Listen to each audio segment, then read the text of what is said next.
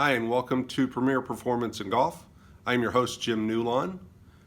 Today's episode is all about the Yardage Book. You see them out on the PGA Tour. The PGA Tour players and their caddies are always referring to them. I'm going to show you how, by using this Yardage Book and your measuring device, you too can shoot some low numbers. Stay tuned. I will be right back to show you how easy it is to make one and how to use it. Towards the end of April of this year, both the men's and the women's Widener University golf teams were heading into the MAC championships at Hershey Country Club East. I was trying to figure out a way how to give them a little bit more of an advantage because most of them hadn't played there, or if they had, they hadn't played there often. So I went into my database of memories and kind of went back to my playing days and wondered what helped me on the golf course when I was playing competitively. Well, I always remember having a yardage book. Now, I understand these days there are measuring devices, but measuring devices only give you one dimension of a three-dimensional picture. I need to know how far it is to carry something, but I also need to know what's on the other side of that carry if it's hidden. Yardage books play a big role in this. And so therefore, I kind of charged myself with the project of creating a yardage book for these players going into their championship. What I came up with was, I thought, pretty easy. I'm like, you know what, let me do a video on it just to show people how easy it is to make a yardage book for any golf course. Your home golf course, if you're a college player and you haven't played a golf course before and you're looking to see what it's like, you can certainly do this for a yardage book for a golf course that you've never played before. So the process was this. I went to Google Maps and basically I thought, you know what, I can look up the place, I can take it to the earth mode, and I can measure. Well, this is what I've come up with for them. Pardon me as I switch. Once again, with Google Maps, you're able to zoom in, put it in earth mode, and you get a real live picture. Now, I went to a golf course that I had a lot of experience with. You're looking at the Springhaven Club in Wallingford, Pennsylvania. Hole number 1 has the white lines on it.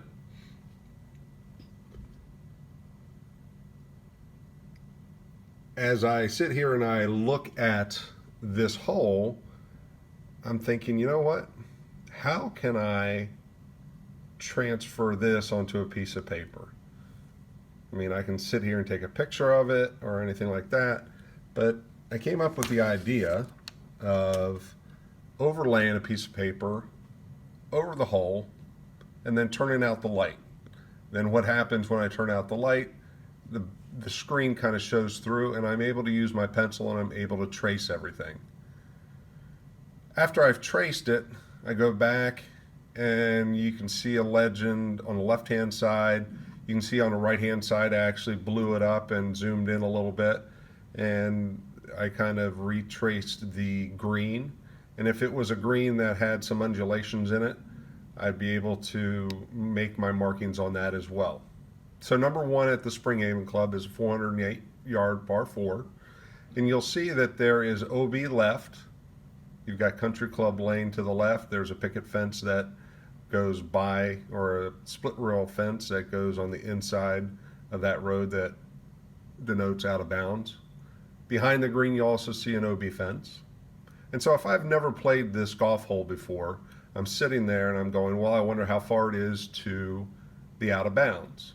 Well, if you go from number 2, which is the back of the tee, to the letter C. Now, you may be difficult for you to see it, but right above the A, you'll see the C there in the trees. Well, you'll see over here from the back of the tee to out of bounds is 245 yards.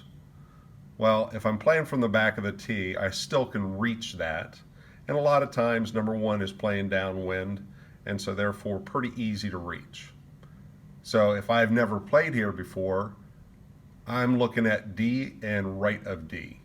So if you've ever played number 1 at the Springhaven Club, you've got number 8 that runs parallel to it going in the opposite direction. So I'm aiming at D, and if I miss it, I'm going to miss it right of D, whether it's in the right rough, right woods, or all the way over to hole number 8 fairway. That's better than obviously out of bounds left. All right. Also, D is pretty close to the 150, and you'll see that from D to 1, which is the very front edge of the green, all right, is 134 yards. D to 2, which is in the back of the green, is 160 yards. You also see that I have a measurement. Now there is a hidden number 3 back in the trees there by the OB fence. You'll see that from 2 to 3, that OB is 17 yards behind the back edge of the green. I also have room in here to do some local knowledge input. Green slopes back to front, false front to the green. And I do remember this from number 1, anywhere from 1 yard to 5 yards short of the green tends to be firm. And so if you've got that front pin placement, and I know that it's firm, I can hit that kind of low spinner with a 58 degree if I'm trying to get it up and down, and it's going to hit once short, it's going to hit firm, and then it'll check up. Because it is a very difficult shot to hit into number 1 when the pin is all the way up front, because a lot of times your golf ball will hit short into that false front and all of a sudden stay short. So what I've done from there is, after I've traced it and made all these notes on it, I then go over to my other computer where I have a scanner, and I scan the picture and make a JPEG out of it. And as you can see, I've got important updates. All right, so I scan it, and now I've got a picture of it. And then what I can do then is then email that to myself. And once I email it to myself, I can bring it up on my phone. I can download the picture to my phone. So all of a sudden now, I have got on my phone a picture of the first hole, and my phone then becomes my yardage book. Now, obviously phones aren't allowed in the MAC Championship, and so what I did for the players was I created a yardage book. Has a nice little cover on the front, and this is hole number 1. It's par 5, dogleg right, and you can see on the legend over here different distances. You got water to clear, all different types of things. And then if you go to hole number 2, all right, it's par 3, and I'm able to sit there, and you can see that some of the contours in the green that I put in there, and the players know that through our practice round, kind of aiming at A is the best place to be, even kind of hitting it towards that dot. Take par there and run. Difficult green, difficult hole. So now you've seen how, between using a measuring device, so once again, kind of one-dimensional, you can see how, although this is still one-dimensional, it has added a different flavor to, and a little bit more detail to the golf hole. So if you're a private member at a golf club and you're bringing guests, you can certainly do this and make one up for them, and you can share that with them. Or if you're a student athlete that's about ready to go play a golf course that you've never played before, it's a great way to, 1, get to know the golf course, 2, kind of refer to it as you're going to the golf course. It gives you an idea of how you're going to play the golf course, because ultimately when you're shooting your best rounds, you have a strategy going into the golf course. All right, I just don't sit up on number 1 tee, wonder how far it is to the OB, and then hit it left and it goes OB, and wonder, well, I wish I'd have known that that OB was reachable. Well, if you do your homework ahead of time, or if you have a measuring device, you certainly could have shot it. But if you do your homework ahead of time, you know that D is the right place to be, and if you don't hit D, you need to be right of it.